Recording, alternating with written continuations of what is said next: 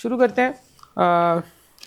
Chapter 4 हम लोग कर रहे हैं। चैप्टर 4 की बेसिक्स हम लोगों ने की थी, फिर हम लोगों ने लीनियर ऑप्टिमाइजेशन को समझा था, एक सवाल भी किया था लीनियर ऑप्टिमाइजेशन का, जिसमें यह था कि हमने दो लिमिटेशंस को सामने रखते हुए टू डायमेंशनल कैलकुलेशंस की थी, टू डायमेंशनल ग्राफ बनाया था, जिसमें हमने कहा था कि हमारा जो ऑप्टिमम सोल्यूशन है वो यानी कि जो मैक्सिमम पॉसिबल कॉम्बिनेशन है, वैसे तो सारे ही पॉसिबल कॉम्बिनेशंस होते हैं जो लीनियर ऑप्टिमाइजेशन के फिजिबल रीजन में आते हैं, वो सारे ही पॉसिबल कॉम्बिनेशंस होते हैं।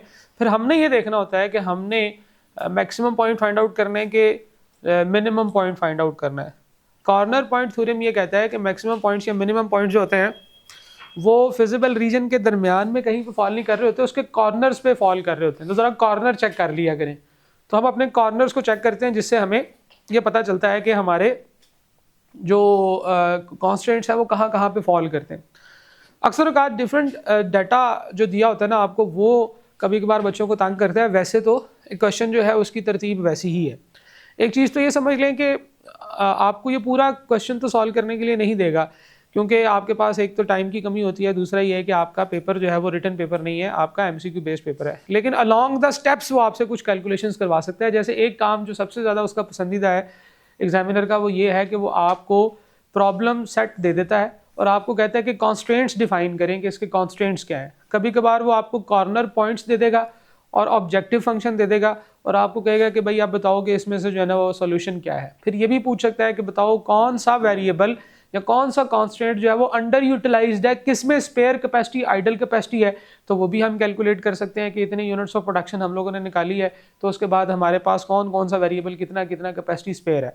तो इस तरह की कुछ कैलकुलेशंस होंगी, यानी कि किसी एक स्टेप को स्टेप 3 दे देगा और आपको कहेगा 4 कैलकुलेट कर दें, स्टेप 4 का आउटपुट दे देगा कहेगा 5 कैलकुलेट कर दें, जो भी वो स्टेप्स हैं।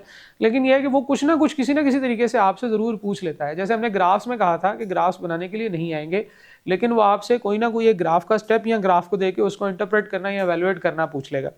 तो यहाँ पे भी एक सवाल है जी, question number 80, a company makes and sales to product X and Y। The related information is as follows. Contribution per unit, contribution से मुराद होती है एक आइटम का sale price minus variable cost. ये हम लोग इससे पीछे वाले चैप्टर में पढ़ा है, cell price minus variable cost, इसको हम प्रॉफिट भी कह सकते हैं। तो ये बेसिकली मार्जिनल प्रॉफिट भी होता है। जो कंट्रीब्यूशन मार्जिन का वर्ड है ना, याद रखिएगा, ये मार्जिनल प्रॉफिट भी होता है, इसको मार्जिनल प्रॉफिट भी कहते हैं। हर किसी भी प्रोडक्शन चल रही है उसमें एक नए यूनिट को बना के बेचने का कितना प्रॉफिट होगा, वो मार्जिनल प्रॉफिट कहलाता है। एक चलते हुए बिजनेस में कोई एक यूनिट बनाने की कॉस्ट, एक एडिशनल यूनिट बनाने की कॉस्ट जो होगी वो क्या होगी, वो आपकी वेरिएबल कॉस्ट होगी, उसे हम मार्जिनल कॉस्ट भी कह सकते हैं। ठीक है जी, मार्जिनल कॉस्ट होगी। फॉर एग्जाम्पल के तौर पे मैं आपको बता रहा हूँ 101th यूनिट बनाने की कॉस्ट। ये इसकी डेफिनेशन नहीं है, मैंने एग्जाम्पल के तौर पे कहा है कि 100 यूनिट आप ऑलरेडी बना चुके हैं, तो 101वां यूनिट बनाने की कॉस्ट क्या होगी, वो मार्जिनल कॉस्ट होगी। 101वां यूनिट बेचने की कॉस्ट क्या होगी, उसकी सेल प्राइस क्या होगी, वो मार्जिनल सेल प्राइस होगी, और उसका प्रॉफिट जो होगा वो मार्जिनल प्रॉफिट होगा। ठीक है जी, तो ये मार्जिनल से मुराद है एडिशनल। मार्जिन होता है ना, आप लोगों ने अक्सर देखा होगा कि यार इसमें मेरा मार्जिन इतना है, तो इसका मतलब ये है कि जितने की कॉस्ट आई उसके ऊपर आप अपना कितना रख रहे हैं, ये मार्जिन होता है। तो मार्जिन का मीन मतलब होता है additional, extra, over and above. तो ये मार्जिनल की डेफिनेशन है, इसमें हम मार्जिनल को आज मजीद भी देखेंगे। खैर वापस आते हैं, कंट्रीब्यूशन पर यूनिट, इसको मार्जिन भी कहते हैं। एक्स जो है वो 300 रुपये का प्रॉफिट देता है, वाई जो है वो 450 रुपये का प्रॉफिट देता है, क्या, एक unit. Maximum sales demand per month, मैं एक्स की जो है वो 6200 सेल डिमांड है और वाई की 7500 सेल्स डिमांड है। डिमांड से मुराद ये है कि इतनी चीज़ें लोग परचेज कर सकते हैं। तो ये भी बेसिकली हमारी एक लिमिटेशन है, हमारा एक कंस्ट्रेंट है कि हम एक्स जितना मर्जी बना लें, 6200 से ऊपर नहीं जाएंगे। एक्स जो है, एक्स की प्रोडक्शन जो है that should be less then 6200 और वाई की प्रोडक्शन जो है वो लेस देन 7500 होगी। ठीक है जी, आगे उसने कहा जी डायरेक्ट लेबर आवर और मशीन आवर्स। पहले चीज़ मशीन में बनती है, मशीन के ऊपर हर यूनिट के ऊपर एक्स के 3 घंटे लगते हैं और डायरेक्ट लेबर का 1 घंटा लगता है, फिर वो बिकता है 6200, एक्स की मैक्सिमम डिमांड है और 300 रुपया उससे हम पैसे कमाएंगे। और इसी तरह से डायरेक्ट लेबर आवर्स और मशीन आवर्स जो है वो वाई के भी हैं। उसने कहा जी ये total of 18,000 direct labour hours and 24,000 machine hours are available per month, which of the following objective functions and set of constraint represent the above situation. 2 number के लिए ये सवाल आपको आ सकता है। देखें बिल्कुल उसी तरीके से हम करते हैं, हम सबसे पहले लिमिटेशंस लिखते हैं। ये हम लोगों ने पहले भी पढ़ा था कि we will start from the limitations, क्योंकि हमारा जो यहाँ पे जो मुकाबला है वो लिमिटेशंस के साथ है। हमने कुछ लिमिटेशंस हैं, हमारे पास मशीन आवर की लिमिटेशन है, मशीन आवर की लिमिटेशन है और लेबर आवर की लिमिटेशन है। लिमिट क्या है, दूसरा हम लिमिट को देखेंगे। मशीन आवर हमारे पास 18,000 आवर्स यूनिट है और 24,000 हमारे पास लेबर आवर है। उल्टा तो नहीं लिख दिया मैंने, उल्टा ही लिख दिया है। लेबर 18,000 है और मशीन जो है वो 24,000 है। तो मशीन आवर्स 24,000 के हैं और लेबर आवर जो है वो 18,000 के हैं हमारे पास, जो हम यूटिलाइज करेंगे। इसकी यूटिलाइजेशन कैसे है ये हमें बताएगा कि हम लोग इसको एक्स और वाई में यूटिलाइज कर रहे हैं। तो एक्स का एक यूनिट जो है वो मशीन आवर्स कितने लेता है, 3, और लेबर आवर लेता है 1, तो 3 और 1 है। वाई की एक यूनिट जो है वो 2 मशीन आवर और 1 लेबर आवर लेता है। ठीक है जी, वाई का एक यूनिट 2 लेबर आवर्स और 1 मशीन, तो यहाँ पे इस तरह से लिखना चाहिए था, 1 मशीन आवर 2 लेबर आवर्स। ठीक है जी, तो इससे हम लोग कॉन्स्टेंट्स ये बना सकते हैं कि 3x should be less then 24,000, 3x plus 1y 24,000 से ऊपर नहीं जाना चाहिए और 1x प्लस 2y 18,000 से नीचे नहीं जाना चाहिए। तो हम लोग सिंपल ये करेंगे कि इसके साथ x लिख देंगे, इसके साथ y लिख देंगे, इसके साथ x, इसके साथ y, इन दोनों को जमा करेंगे। These should be less than equal to 18,000। क्यों? क्योंकि ये हमारी लिमिट है, इससे नीचे नहीं जा सकते हम। तो ये हमारे कॉन्स्टेंट्स बन जाते हैं। इसी तरह से हमारे पास जो ऑब्जेक्टिव है वो है प्रॉफिट, और x का जो प्रॉफिट है वो कितने यूनिट्स है जी, 300 रुपये का प्रॉफिट है x का। अगर हम x के x यूनिट्स बनाएं तो हमारे पास 300 इंटू एक्स हमारा प्रॉफिट आएगा, और y के अगर हम y यूनिट्स बनाएं तो y का जो प्रॉफिट है वो हमारे पास 7,500 450 यार 450y आएगा। ये हमारा ऑब्जेक्टिव फंक्शन बन गया और 2 हमारे पास कॉन्स्टेंट्स बन गए। लेकिन इसके साथ साथ 2 और कॉन्स्टेंट्स भी हैं, नॉन नेगेटिविटी कॉन्स्टेंट्स। तो वो नॉन नेगेटिविटी कॉन्स्टेंट्स क्या होते हैं, x, y should be greater than equal to 0। लेकिन 2 कॉन्स्टेंट्स उसने और भी बताए हैं। x जो है वो 6200 से ज़्यादा नहीं बनाना, ये जो डिमांड है ये हमारे पास ये बताएगी कि x के इससे ज़्यादा यूनिट्स नहीं बनाने और 7500 से ज़्यादा y के यूनिट्स नहीं बनाने। तो हमारे पास 2 और कॉन्स्टेंट्स भी आएंगे, वो होगा कि x should be less than और equal to, x should be less than और इक्वल टू, कितनी थी जी इसकी डिमांड, 6200 यूनिट। तो 6200 से ज़्यादा x नहीं बना सकते और 7500 से ज़्यादा y नहीं बना सकते। y should be less than equal to 7500। तो ये हमारी बेसिकली 5 कॉन्स्टेंट्स है, 1, 2, 3, 4 और ये नॉन नेगेटिविटी कॉन्स्टेंट। ठीक है जी। अच्छा, अब अगर हम इनके फिजिबल रीजन्स ड्रॉ करेंगे और इनके जो ग्राफ्स बनाएंगे, अब इसको जो है वो ज़रा क्विकली बनाते हैं। एक है हमारे पास 24,000 3x प्लस 1y, इस तरह से करके आएगा कि अगर हम लोग x को 0 रखेंगे तो y 24,000 आएगा, x 0 y 24,000 से हम समझ फर्ज करें यहाँ पे आ गया, और y को 0 रखेंगे तो x 6,000 आएगा। ये हमारा पॉइंट लेट्स सपोज 6,000 यहाँ पे है। तो एक जो है ये हमारा पहली लाइन जो है वो तकरीबन ऐसे बनेगी। अब मैं ज़ुबानी बना रहा हूँ अंदाज़न। उसी तरह से अगर हम x को 0 रखेंगे तो y 9,000 आएगा, तो 9,000 तकरीबन यहाँ पे होगा दूसरी लाइन में, और y 0 रखेंगे तो x 18,000 आएगा, तो ये तकरीबन यहाँ पे जाएगा। तो अप्रॉक्सीमेटली इसकी शेप इस तरह से बनेगी। क्या खूबसूरत लाइनें लगाई यार मैंने। अच्छा, फिजिबल रीजन ये होगा जी, ये वाला जो इन दोनों का कॉमन है। लेकिन एक और चीज़ समझनी होगी, वो ये कि x और y इनकी वैल्यूज़ के अंदर भी 2 लिमिटेशंस हैं। ये वाली जो लिमिटेशन है, x is less than equal to 6,200 and y should be less than equal to 7,500। ये 6,200 था तकरीबन, ये 6,000 हमने लगाया था निशान, तो 6,200 इससे आगे आएगा। तो ये जो x should be less than equal to 6,200 है ना, ये लाइन तकरीबन ये ऐसे बनेगी। और इस लाइन से इस तरफ वाला हमारा फिजिबल रीजन होगा। ये लाइन ऑलरेडी हमारे फिजिबल रीजन से बाहर फॉल कर रही है, ये हमारे फिजिबल रीजन को टच नहीं करती। तो वो तमाम कॉन्स्टेंट्स जिनकी लाइंस का हमारे फिजिबल रीजन के ऊपर कोई फ़र्क नहीं है, वो लाइंस हो या ना हो, हमारे फिजिबल रीजन का कोई इम्पैक्ट नहीं है, उन कॉन्स्टेंट्स को हम रिडंडेंट कॉन्स्टेंट्स कहते हैं। रिडंडेंट से मुराद है ऐसे कॉन्स्टेंट्स जिनकी हमें ज़रूरत नहीं है। 6200 था ना ये पॉइंट, और जब हम यहां से x निकाल रहे थे तो वो x 0 रखने से तो y 24,000 आता था, और जब हम y 0 रखते थे तो x 8,000 आता था। अच्छा 8,000 था, मुझे लगा ये 6,000 है। बहरहाल ये इसके अंदर ही रहेगा, फिर रिडंडेंट नहीं है ये, नहीं। हाँ चलो, रिडंडेंट कांस्टेंट की आपको समझ आ गई, लेकिन ये तकरीबन यहाँ पे ऐसे आएगा, तो ये भी हमारे फिजिबल रीजन को इम्पैक्ट करेगा। इसी तरह से y जो है 7,500 से नीचे होना चाहिए, तो y जो है वो भी फ़र्ज़ करें कि आपके कॉन्स्टेंट्स को इस तरह से काटता है फिजिबल रीजन को, तो आपके पास यहाँ पे फिजिबल रीजन का जो है वो पॉइंट यहाँ पे बन जाएगा।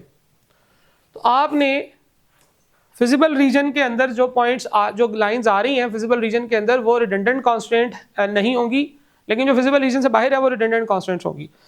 ठीक है जी। इसको ड्रा करने के लिए एक वेबसाइट है जी, वहां से भी हम इसको ड्रा कर सकते हैं।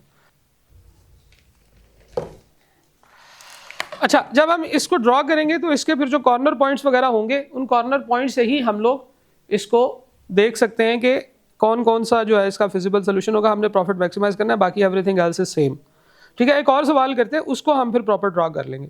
ये होगा जी हमारा प्रॉफिट मैक्सिमाइजेशन की, जिस तरह से आपके पास प्रॉब्लम्स होती हैं, इसी तरह से प्रॉफिट मिनिमाइज, आप अपनी कॉस्ट को मिनिमाइज करने के लिए भी इसको इस्तेमाल कर सकते हैं।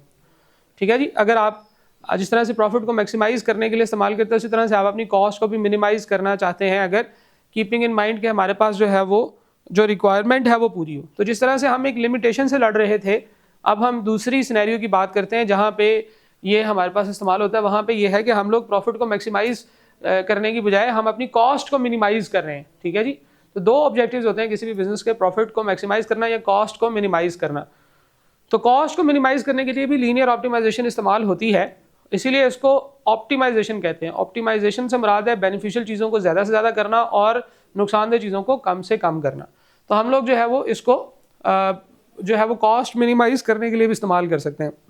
उसके लिए क्वेश्चन है, question 81, a pharmaceutical company has developed a formula to prepare a herbal medicine. The medicine can be produce by using product X और वाई। एक्स से भी बन सकती है, वाई भी बन सकती है, उसके दो फार्मूले हैं, किसी भी एक फार्मूले से वो बन जाएगी, और ए कॉम्बिनेशन ऑफ बोथ। ठीक है जी। From each milligram of X it can be extract 1 unit, it can extract 1 unit of iron and 2 units of calcium, and from each milligram of Y it can extract 1 unit of iron and 1 unit of calcium.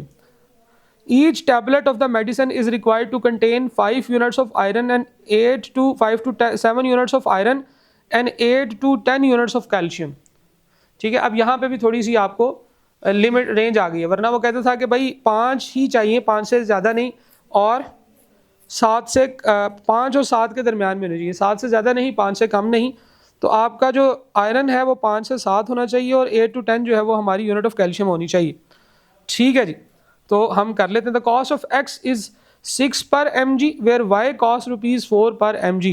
How many mg of each product should be use to produce the tablet at the lowest cost. हम किस तरह से इसकी जो है ना वो cost को मिनिमाइज कर सकते हैं। तो जिस तरह से हम प्रॉफिट को मैक्सिमाइज कर सकते हैं, उसी तरह से कॉस्ट को भी मिनिमाइज कर सकते हैं। अगेन इसमें सवाल ये है कि हम लोगों ने किस तरीके से इसकी जो है ना वो जो सेट ऑफ लिमिटेशन है, सेट ऑफ कंस्ट्रेंट्स है, वो कैसे डिफाइन करने। तो इस तरह के क्वेश्चन में ज़रा देखिएगा, हम लोग स्टार्ट करते हैं सप्लाई से। एक होती थी ना लिमिटेशन, कि हमारी लिमिटेशन क्या है, हमने किस में रहते हुए काम करना है। अब हमारी है रिक्वायरमेंट। रिक्वायरमेंट है जी, रिक्वायरमेंट, हमें रिक्वायरमेंट है जी आयरन चाहिए हमें, और हमें चाहिए कैल्शियम। कितना कितना चाहिए, लिमिटेशन थी तो हमने कहा था कितनी लिमिट है। अब हमारे पास जो है वो रिक्वायरमेंट है, तो हमें देखेंगे कि हमें क्या चाहिए, रिक्वायरमेंट क्या कितनी है। तो रिक्वायर्ड कितना है, आयरन हमें चाहिए 5 से लेकर 7 तक। तो 5 से लेकर 7 तक हमें आयरन चाहिए, और कैल्शियम हमें कितना चाहिए, 8 से लेकर 10 तक। यानी कि जितना भी हमें आयरन मिले वो 5 से कम ना हो और 7 से ज़्यादा ना हो। कैल्शियम 8 से कम ना हो, 10 से ज़्यादा ना हो। ओके, तो ये हमें मिलेगा कहाँ से, इसकी सप्लाई हमें आएगी एक्स से और वाई से। एक्स का एक यूनिट जो है वो हमें कितनी सप्लाई देता है आयरन की, it can extract from each milligram of X it can extract 1 unit of iron. तो आयरन का 1 यूनिट मिल सकता है, and 2 units of calcium, calcium के 2 यूनिट्स मिल सकते हैं।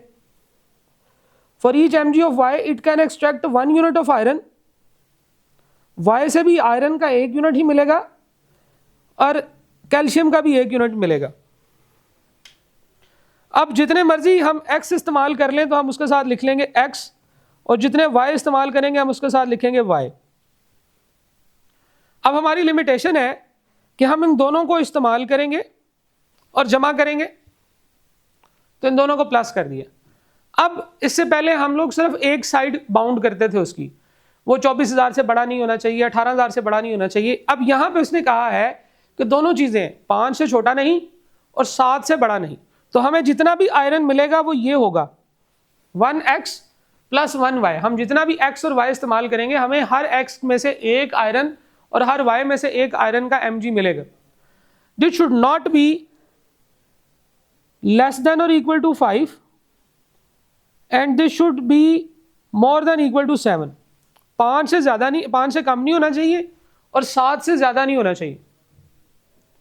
ठीक है जी, तो ये हमारी इनइक्वालिटी बन जाएगी। 1x plus 1y should be less than equal to 5, should be greater than equal to 5, less than equal to 7. Same goes here, greater than equal to 8, less than equal to 10. तो ये है हमारी वो जो compound या combined inequalities होती थी। Basically ये 4 इनइक्वालिटीज लिखी हुई हैं।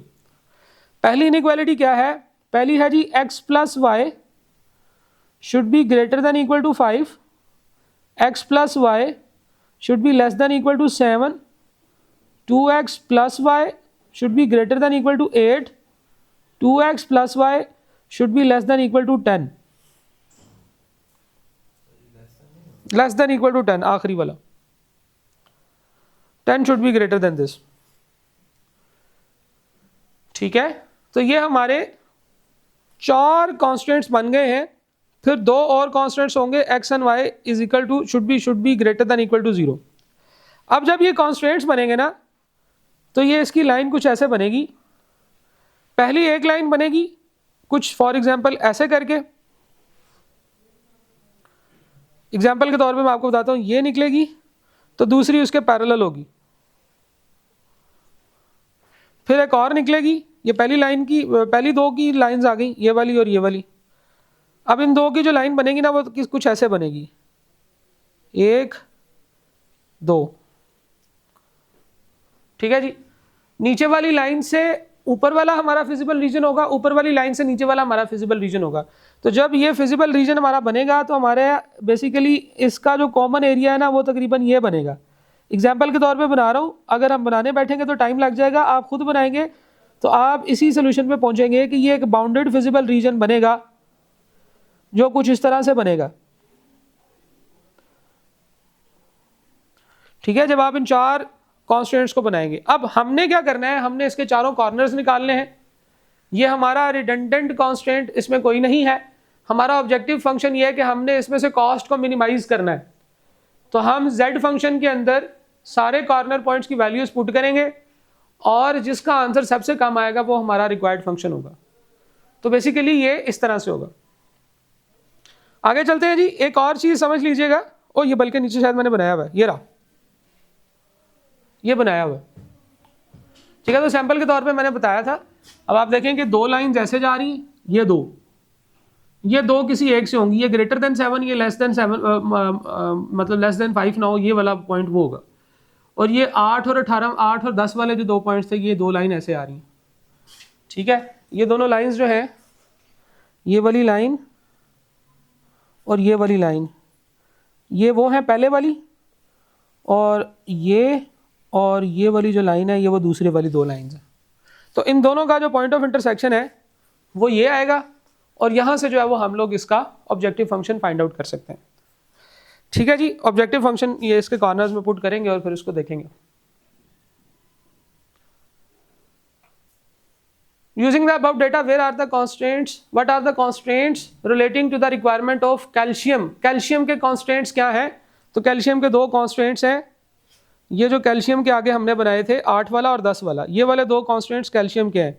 2x plus y should be greater than equal to 8 और 2x plus y should be less than equal to 10। तो ये इस तरह से वो आपसे किसी एक रिक्वायरमेंट से रिलेटेड भी कॉन्स्टेंट्स होता है। देखिए नीचे सारे वो क्वेश्चन पूछी जा रहा है, कहता है using the given data above the question has dash constant except for non negativity. तो हम कहेंगे 4 कॉन्स्टेंट्स हैं। What is the optimum point of consumption? हमारा ऑप्टिमम पॉइंट ऑफ कंजम्पशन जो है वो हमें यहाँ से कॉर्नर पॉइंट से नजर आ जाएगा। इसका एक और थ्योरम होता है जी, नाउ इज द टाइम कि हम यहीं पे सेकंड का डिस्कस कर लें। वैसे तो मैंने अलग से उसका पॉइंट बना के डिस्कस करना था। हम लोग क्या करते हैं कि हम लोग अपना फाइनल पॉइंट फाइंड आउट करने के लिए ऑब्जेक्टिव फंक्शन जो बनाते हैं वो उसके अंदर हम कॉर्नर पॉइंट्स को रिप्रेजेंट करते हैं। एक तरीका हमारे पास ये है, इसे हम कहते हैं corner point theorem. Corner point theorem जो है वो ये करता है कि आपको बताता है कि आपका जो सॉल्यूशन है वो फिजिबल रीजन्स के कॉर्नर्स पे फाइंड अवेलेबल होगा। ठीक है, एक और मेथड है वो है स्लोप ऑफ ऑब्जेक्टिव फंक्शन या शेप ऑफ ऑब्जेक्टिव फंक्शन। आप ऑब्जेक्टिव फंक्शन को अपने ग्राफ पे ड्रॉ करते हैं, ठीक है, और बेसिकली वो एक ना स्केल की तरह होता है। आप 0 पे अपना ऑब्जेक्टिव फंक्शन ड्रॉ करते हैं और ऊपर की तरफ जाना शुरू करते हैं। जैसे ही आपको फिजिबल रीजन नज़र आता है ना, सबसे पहले आपका जो शेप है, जो ऑब्जेक्टिव फंक्शन की जो लाइन है, वो जब सबसे पहले किसी भी कॉर्नर को टच करती है ना इसके ऑब्जेक्टिव फंक्शन को, आपके ये जो फिजिबल रीजन है, तो वहाँ पे आप समझ लीजिए कि आपका मिनिमम पॉइंट होगा। जब वो उसमें से गुजर के एंड पे जाती है और जहाँ पे जाके वो आखिरी वाले पॉइंट को टच करती है ना, वो पॉइंट आप समझ लीजिए कि उसका मैक्सिमम प्रॉफिट होगा। तो स्लोप ऑफ ऑब्जेक्टिव फंक्शन जो है वो आप एक ग्राफिकल मेथड भी है। वो कहता है कि इसी ग्राफ में आपका जो ऑब्जेक्टिव फंक्शन है, ऑब्जेक्टिव फंक्शन क्या था जी आपका? ऑब्जेक्टिव फंक्शन था आपने कॉस्ट मिनिमाइज करनी है। यहाँ पे अभी हमने ऑब्जेक्टिव फंक्शन बनाया ही नहीं, ऑब्जेक्टिव फंक्शन भी बना लेते हैं। इस क्वेश्चन के अंदर वो कहता है कि जी x का 1 यूनिट 6 रुपये का और y का 1 यूनिट 4 रुपये का आता है। तो हमारा कॉस्ट फंक्शन जो होगा वो होगा जी 6x + 4y। तो अगर आप 6x + 4y की लाइन को भी अपने इस ग्राफ पे ड्रॉ करेंगे, तो जहाँ पे वो अपने फिजिबल रीजन को सबसे पहले टच करेगा नीचे से ऊपर आता हुआ, ये रेड लाइन जो है ये बेसिकली इस वक्त आपकी जो है ना ऑब्जेक्टिव फंक्शन को रिप्रेजेंट करती है। तो हम उस स्लोप की एक लाइन 0 से शुरू करेंगे।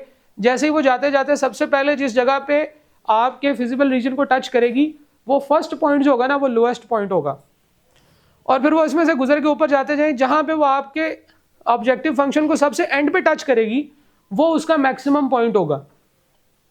ठीक है, तो मिनिमम पॉइंट, अच्छा ये शेप और ये लाइंस ऐसी ही होती हैं कि ये एक दूसरे को कॉर्नर पे ही कट कर रही होती हैं, कॉर्नर पे कट करना है।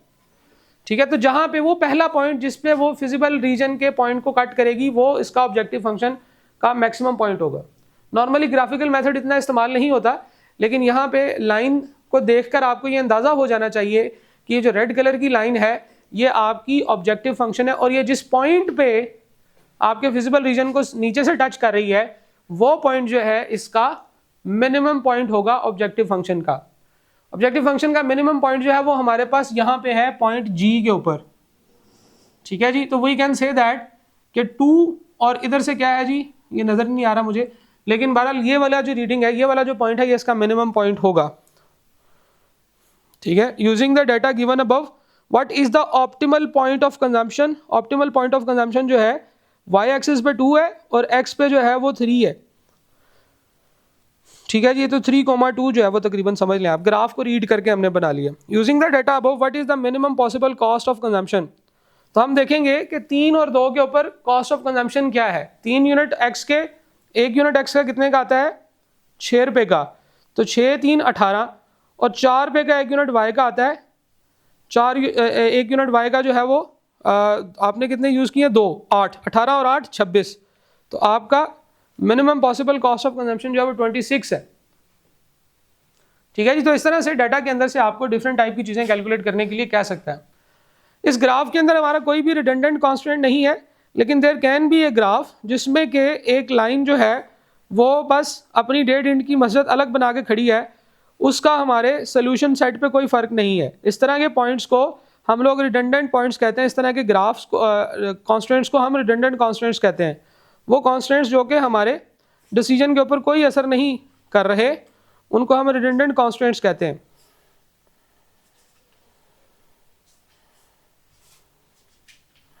अच्छा चलें, इसका कोई ग्राफ कहीं नज़र आएगा तो मैं आपको बताऊंगा। हम लोग एक और चीज़ कर लेते हैं। एक आखिरी पॉइंट है यहाँ पे, वो ये कि अक्सर औक़ात आपको कहा जाता है कि ग्राफ को देखकर आपने ये बताना है कि लाइन क्या होगी। ठीक है जी। ग्राफ को देखकर लाइन बनाना बहुत ही ईजी है, ये मुश्किल नहीं है, क्योंकि नॉर्मली आपके पास ग्राफ जो होता है वो कोडेड होता है, वो शेडेड होता है। ठीक है, जैसे ये वाला एक ग्राफ है, इसको मैं थोड़ा सा जूम करता हूँ।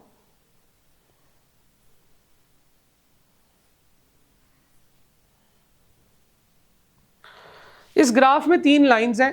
लेट्स सपोज इस लाइन को मैं कहता हूं जी ये मेरी लाइन 1 है। लाइन 1 के ऊपर जब वो एक्स एक्सिस को काटती है तो जो पॉइंट आता है वो है 40, और जब वो वाई एक्सिस को काटती है तो जो पॉइंट आता है वो आता है 16।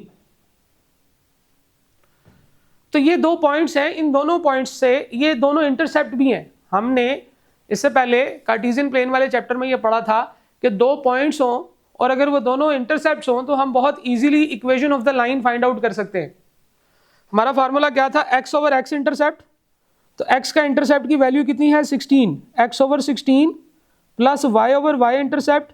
y इंटरसेप्ट हमारा कितना है 40 इज इक्वल टू 1 होता है। ऐसे ही होता है। आपने इसको क्या करना है, इसका सिंपल एलसीएम लेना है। एलसीएम लेने के लिए नीचे वाले दोनों को आपस में मल्टीप्लाई करते हैं। 16 4 64 640 हो गया जी। फिर उसके बाद इनकी क्रॉस मल्टीप्लिकेशन कर देते हैं। 40 इधर मल्टीप्लाई हो जाता है, 16 इधर मल्टीप्लाई हो जाता है। तो 40x plus 16y is equal to 1। जब ये 640 उधर जाके मल्टीप्लाई होगा तो आपके पास आएगा 40x plus 16y is equal to 640। ठीक है जी। तो अब आप क्या कर सकते हैं, अब आप इसको मजीद रिड्यूस कर सकते हैं। इसको 4 पे डिवाइड करके देखते हैं पहले। तो 4 बार 16 4y प्लस ये इधर 10 से डिवाइड करें, 4 से डिवाइड करेंगे तो 10x रह जाएगा, और इधर 4 से डिवाइड करेंगे तो 160 बचेगा।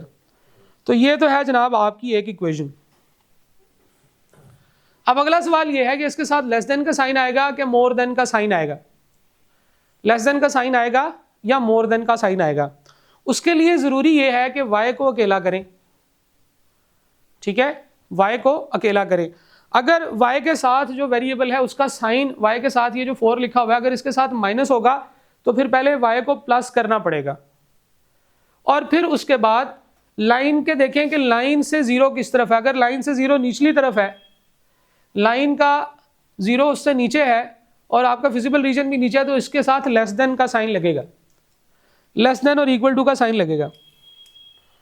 लेस देन इक्वल टू का साइन लगेगा।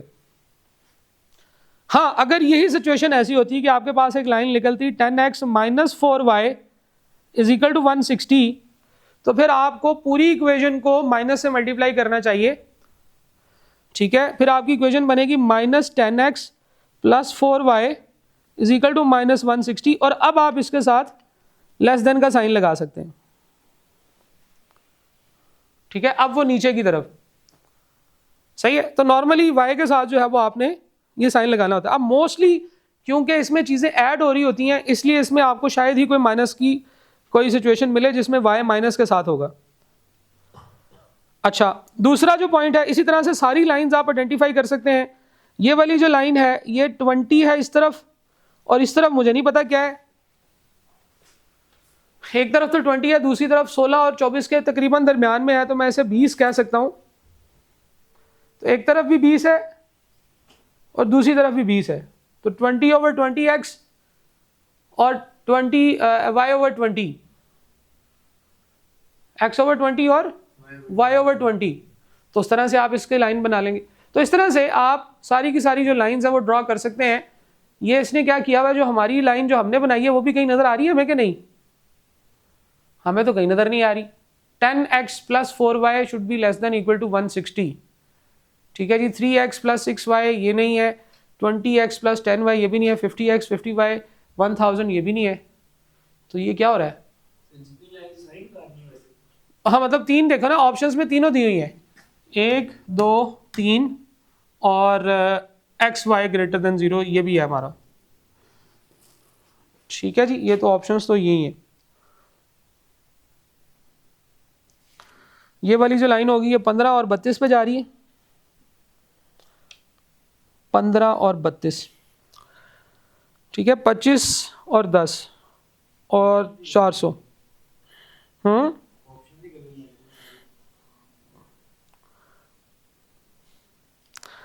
x/x इंटरसेप्ट, y/y इंटरसेप्ट ये हम रखते होते हैं ना, x/16 y/40। ये ठीक लिखा हमने, उल्टा तो नहीं लिखा। 40x + 16 y = 640, उधर जाके मल्टीप्लाई हो गया। ये तो 160 से नीचे ही जाना चाहिए। ठीक है, कैलकुलेशन में हमारे कोई गलती नहीं है।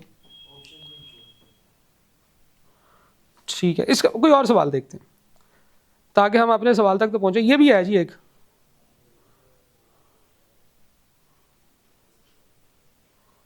Set picture as background. Okay, ये वाली लाइन देखते हैं जी। अब ये देखो 12 और 6, एक्स इंटरसेप्ट हमारा 6 है, वाई इंटरसेप्ट हमारा 12 है।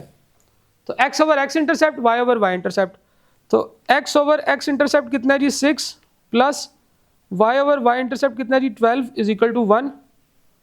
तो ये आपका बनेगा जी 72, 12x + 6y = 1। 72 उधर जाके मल्टीप्लाई हो जाएगा और 6 से मल्टीप्लाई करेंगे तो 2x + y = 12 हो जाएगा। 2x + y = 12। अब जरा देखो इस लाइन से feasible region towards the origin है या अवे फ्रॉम ओरिजिन है? अब ये क्योंकि अवे फ्रॉम ओरिजिन है, इस लाइन के हिसाब से फिजिबल रीजन इसके बाहर है, ऊपर है, तो इसलिए हम कहेंगे कि 2x + 1y 2x + y should be greater than equal to 12। ठीक है जी, तो ये 2x + y greater than equal to 12, और ये वाली ऑप्शन फिर गलत हो जाएगी, लेस देन नहीं, और ये भी लेस देन को कहता है। तो मैं ये दो ऑप्शन तो ऐसे उड़ा दूंगा ना कि ये ऑप्शन तो ठीक ही नहीं। आगे चलते हैं जी, ये वाला पॉइंट देखते हैं, 10 वाला। 10 और 10 जब दोनों तरफ सेम आता है ना तो बहुत इजी कैलकुलेशन हो जाती है। करके देखता हूं, फिर मैं आपको बताता हूं कि इसमें हो क्या सकता था। x/10 x/x intercept plus y/y intercept = 0 = 1। ठीक है जी, जब हमने ये करना होता है ना 100, 10x + 10y = 1। 100 उधर जाके जब मल्टीप्लाई होगा तो 100 हो जाएगा, फिर 10 से डिवाइड कर देंगे, x + y = 10। ठीक है जी, तो x + y = 10 है। तो यानी कि अगर ये दोनों सेम हो जाए ना, ऊपर वाला और नीचे वाला, तो फिर हमारे x और y ही बचते हैं। अच्छा, आगे चलते हैं। आगे ये हुआ कि अब फिजिबल रीजन इससे ऊपर वाला है कि नीचे वाला? फिजिबल रीजन इस लाइन से नीचे वाला है, तो ये लेस देन इक्वल टू 10 होगा। तो x should be less than equal to 10। तो ये दोनों ही ऑप्शंस में सेम है, यानी कि मुकाबला जारी है। अभी तीसरी लाइन को भी देखना पड़ेगा। तीसरी लाइन है जी 8 और 8, तो ये कितना होगा भला? x + y less than equal to, नहीं, अब ये ग्रेटर देन होगा ना, इस लाइन से ऊपर है ना हमारा फिजिबल रीजन। हाँ, तो ये ग्रेटर देन इक्वल टू 8 आएगा। x + y greater than equal to 8। ठीक है जी, x + y greater than equal to 8। तो ऐसे में हमारा आंसर ये वाली ऑप्शन बनती है, ऑप्शन डी। ठीक है, इसी तरह से ये एक सवाल है, इस ग्राफ के कॉन्स्टेंट्स क्या हैं? इस लाइन से नीचे वाला, इस लाइन से ऊपर वाला, इस लाइन से पीछे वाला और ये लाइन से नीचे वाला। इस पूरे लाइन में ये वाली जो लाइन है ये रिडंडेंट कांस्टेंट है। ये हो या ना हो ये हमारे डिसीजन पे कोई इम्पैक्ट नहीं डाल रही। देखो इजी है, मुझे क्या आप ये बता सकते हो कि ये पॉइंट क्या है? ये पॉइंट तो है 0,0। ये पॉइंट जो है ये क्या है 0,50। ये पॉइंट क्या है 150,0। भाई साहब ये पॉइंट नहीं पता। इस लाइन का तो मैं निकाल लूंगा 50 और 150 के साथ। इस लाइन का मैं कैसे निकालूंगा? मुझे दो पॉइंट सही होते हैं ना लाइन के ऊपर। तो ये मुझे पता है इसका x 150 है, y 50 है, तो ये पॉइंट 150 ओवर 150 इंटू 50 है। x 150 है और y जो है वो 50 है। अच्छा, तीन लाइंस है मेरे पास। ये जो पैरेलल है ये लाइन 1 है, ये जो है ये लाइन 2 है, ये लाइन जो है इसको मैं लाइन 3 कह सकता हूँ, और ये लाइन जो है ना ये वाली, इसको मैं लाइन 4 कह देता हूँ। लाइन 1, इसमें x की जो मर्जी वैल्यू रख लें y 50 ही होगा। लाइन 1 जो ऐसे आ रही है लाइन, इसमें x की जो मर्जी वैल्यू रख लें y 50 ही होगा। तो y जो है वो x पे डिपेंडेंट ही नहीं है। इसका मतलब है कि ये लाइन जो है ये पता है क्या होगी, y इज इक्वल टू 50। ठीक है, y इज इक्वल टू 50। अब अगर हम लोग फिजिबल रीजन की बात करें तो फिजिबल रीजन इससे नीचे है, इसके ऊपर नहीं है। तो इसका मतलब ये है कि ये y लेस देन और इक्वल टू 50 ये हमारा कांस्टेंट है।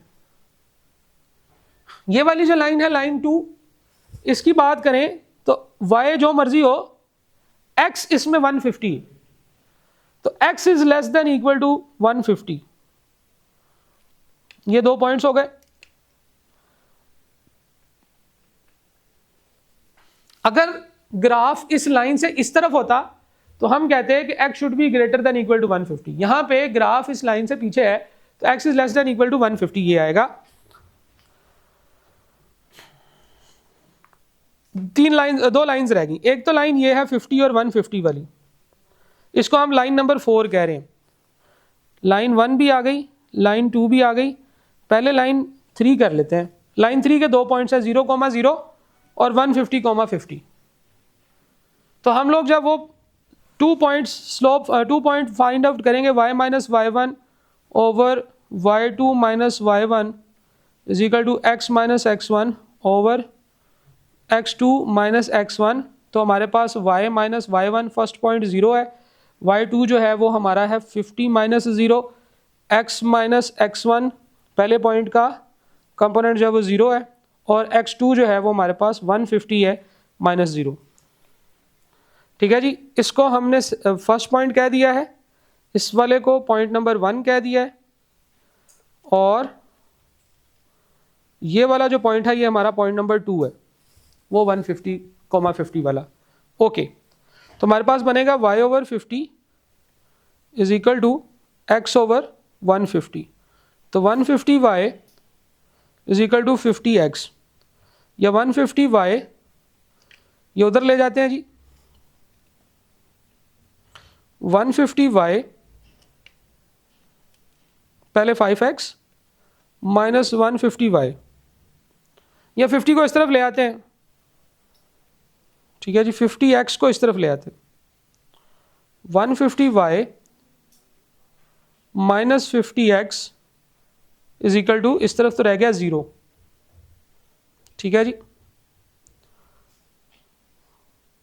तो हमारे पास ये जो लाइन है ये इस तरह से बनेगी। अगर मैं इस लाइन को मजीद सॉल्व करूँ, नहीं वैसे ठीक है, ऐसे ठीक है। 150y माइनस 50x, और इस लाइन से नीचे है y या ऊपर है? कौन सी लाइन थी? Line number 3। इस लाइन से ना जरा यहाँ पे आके बच्चे थोड़ा सा कंफ्यूज होते हैं। हर वो पॉइंट जो इस लाइन पे है उसके लिए y is equal to that function होगा जो निकला हुआ है, y is equal to whatever. लेकिन अब इससे नीचे वाले हैं y, जो हमारे फिजिबल रीजन का पार्ट है, यही है ना लाइन नंबर 3। ये वाली, इसके नीचे है हमारे फिजिबल रीजन के पॉइंट्स, तो इसलिए इसमें लेस देन का साइन लगेगा। तो 150y minus 50x should be less than equal to 0। 150y minus 50x should be less than equal to 0। ये हमारा तीसरी लाइन हो गई। और चौथी लाइन जो है वो हम लोग कौन सी निकालेंगे, ये वाली लाइन नंबर 4, इसके ऊपर चला जाएगा पॉइंट। तो लाइन नंबर 1 जो है हमारे पास ये आ गई, लाइन 2 ये आ गई, लाइन 3 ये आ गई, लाइन 4 की भी कैलकुलेशन करते हैं। लाइन 4 के लिए हमारे पास जो दो पॉइंट्स हैं 050 और 150, 0,50 और 150,0। फार्मूला वही है y minus y1 over y2 minus y1 is equal to x minus x1 over x2 minus x1। y minus y1 first line का y कंपोनेंट 50, y2 है जी 150 माइनस 50, सॉरी y2 है 0 माइनस 150, और इस तरफ है x माइनस 0 ओवर x2 है जी 150 minus 0।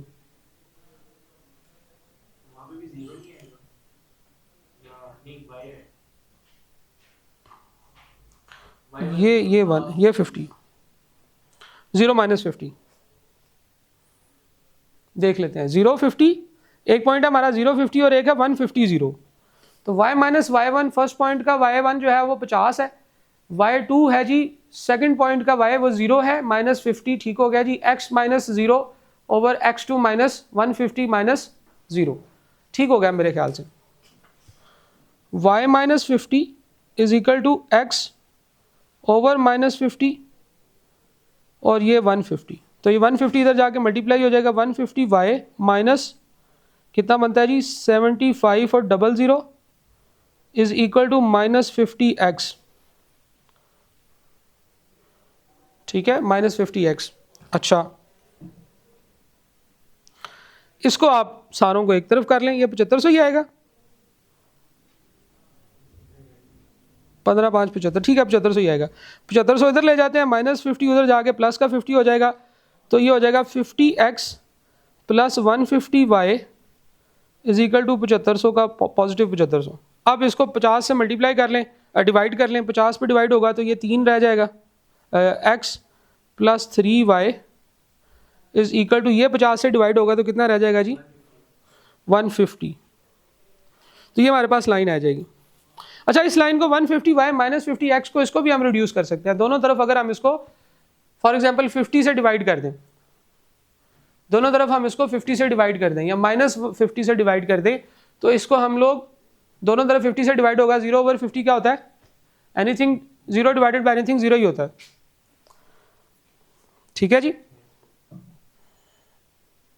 तो इसको भी देखते हैं इन्होंने क्या किया है, 150 के साथ लेकर चले हैं कि 0 के साथ, 0 के साथ ही लेकर चले हैं, बस ठीक है। तो हमारे पास चौथी लाइन जो है वो ये हो गई, x प्लस वाई, और इस लाइन के हिसाब से अगर देखा जाए तो फिजिबल रीजन इससे ऊपर है, तो y का साथ अगर पॉजिटिव साइन हो तो हम इसके साथ फिर ग्रेटर देन का साइन लगा सकते हैं कि x plus 3y should be greater than equal to 30। तो हमारे पास अब रेलिवेंट ऑप्शंस कौन कौन सी हैं, x plus 3y should be greater than equal to 150, ये तो सेकंड लाइन है। पहली लाइन उसने कैसे लिखी हुई है, x को पॉजिटिव लिखा हुआ है, y को नेगेटिव लिखा हुआ है, हमारे पास y नेगेटिव और x पॉजिटिव आ रहा है, ठीक है जी।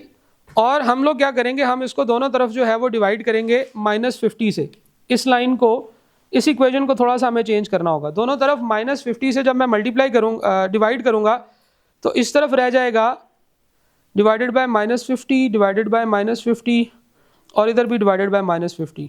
एक तो इसका साइन चेंज होगा, ठीक है, तो हमारे पास हो जाएगा माइनस 50 यहाँ पर रख जाएगा पॉजिटिव का x, और माइनस 50 और 150 माइनस 3y, साइन हो जाएगा change greater than equal to 0, x minus 3y greater than equal to 0, ये आ जाएगा, ये साइन चेंज होगा, x जो है माइनस 50 आपस में मल्टीप्लाई हो गए, कट जाएगा, x बच गया, x पॉजिटिव हो गया, माइनस 50 माइनस 3 के साथ 150 पे कट जाएगा, माइनस 3y और less greater than equal to 0। तो ये हमारे पास इस तरह से आएगा x minus 3y greater than equal to 0, it looks like option C.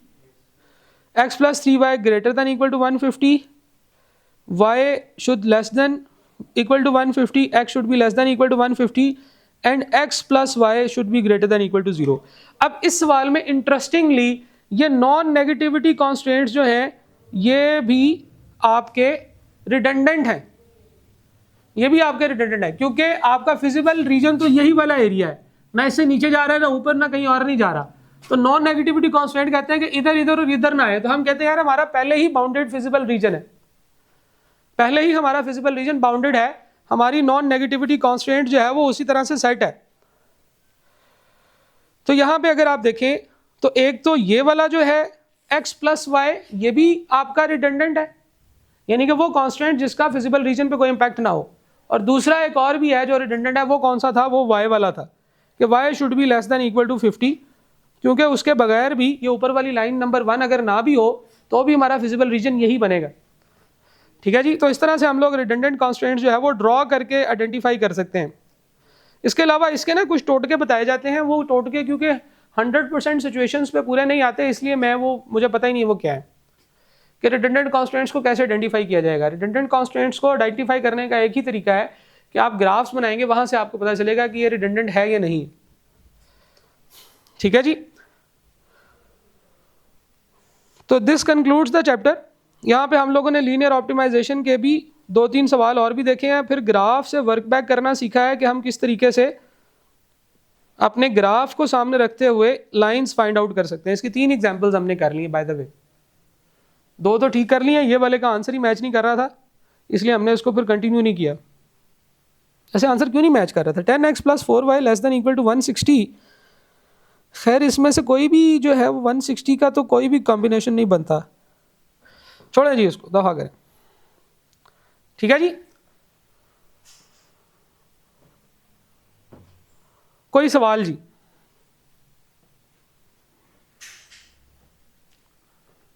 Sir redundant का यही है, उसका कोई पॉइंट फिजिबल पे हो ना, कॉर्नर पॉइंट लाइन बाई हो, वही निकले। रिडंडेंट कांस्टेंट से मुराद ये ऐसा कांस्टेंट होता है जिससे फिजिबल रीजन की सेहत पे कोई असर ना पड़े। जैसे इस सिचुएशन में फिजिबल रीजन को वो टच करके गुजर रहा था, लेकिन अगर ये लाइन ना भी होती, लाइन नंबर 1, तो भी हमारा फिजिबल रीजन यही होता। तो रिडंडेंट कांस्टेंट्स ऐसे कांस्टेंट्स को कहते हैं जो कि हमारे लिए रेलेवेंट नहीं है, इररेलेवेंट है, जो हमारे फिजिबल रीजन को नहीं छेड़ रहे, जो हमारे फिजिबल रीजन को तंग नहीं कर रहे, इस तरह के कांस्टेंट्स को हम रिडंडेंट कांस्टेंट्स कहते हैं। ठीक है जी, अब ये एक और ग्राफ था स्लोप ऑफ ऑब्जेक्टिव फंक्शन, भी उसके साथ उसने बनाया हुआ था।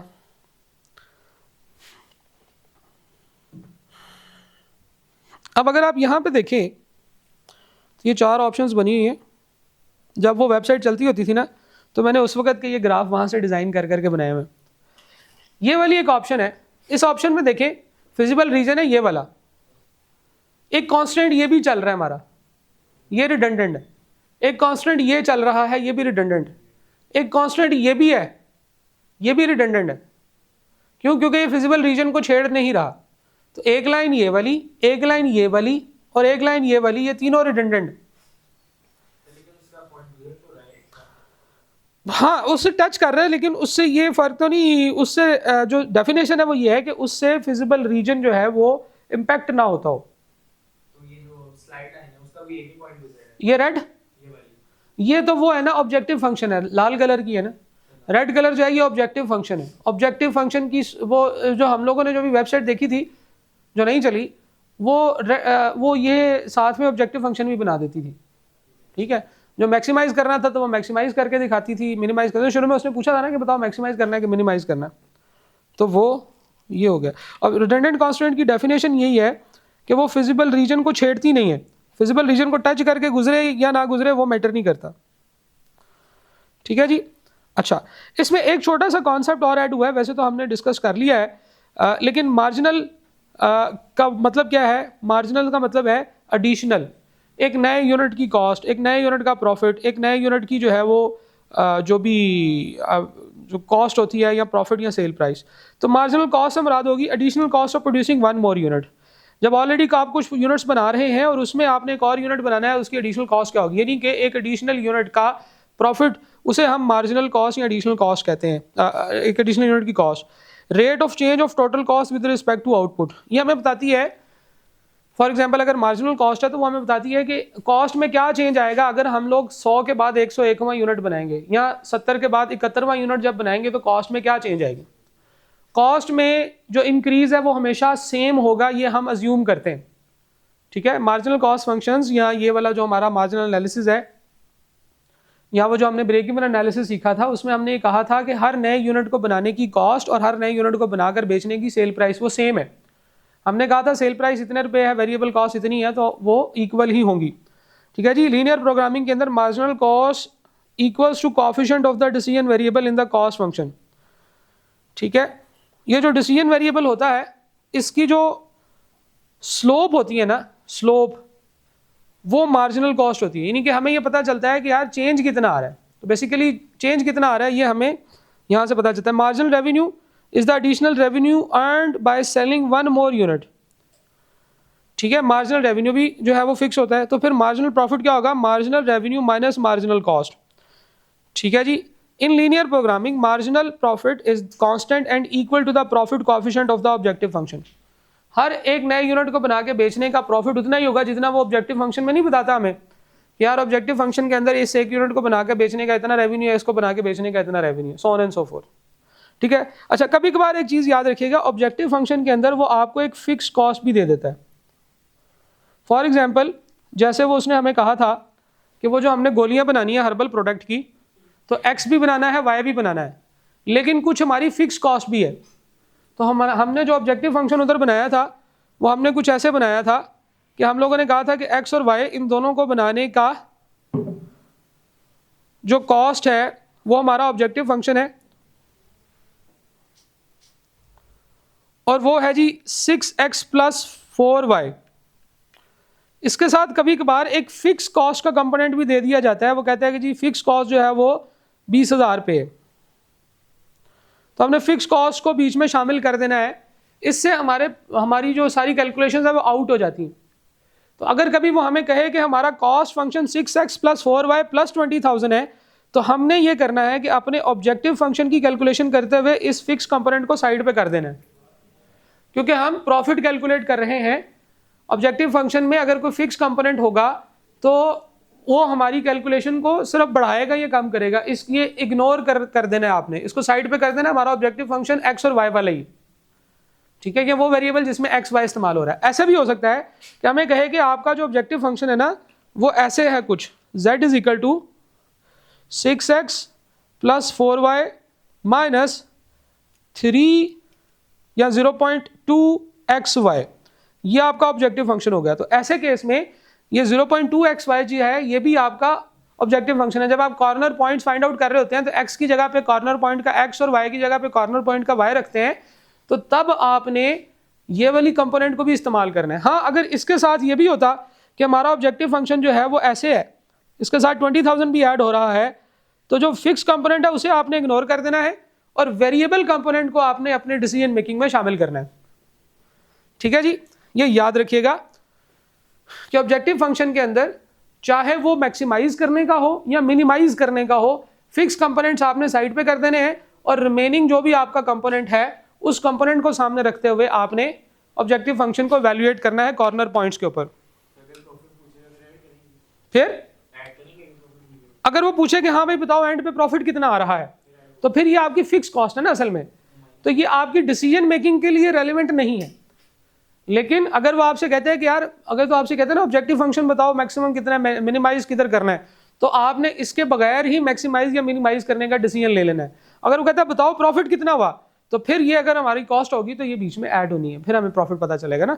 कॉस्ट के अंदर कॉस्ट ऐड होगी, फिर सेल्स में से माइनस करेंगे तो फिर हमारे पास प्रॉफिट आएगा, ठीक है जी।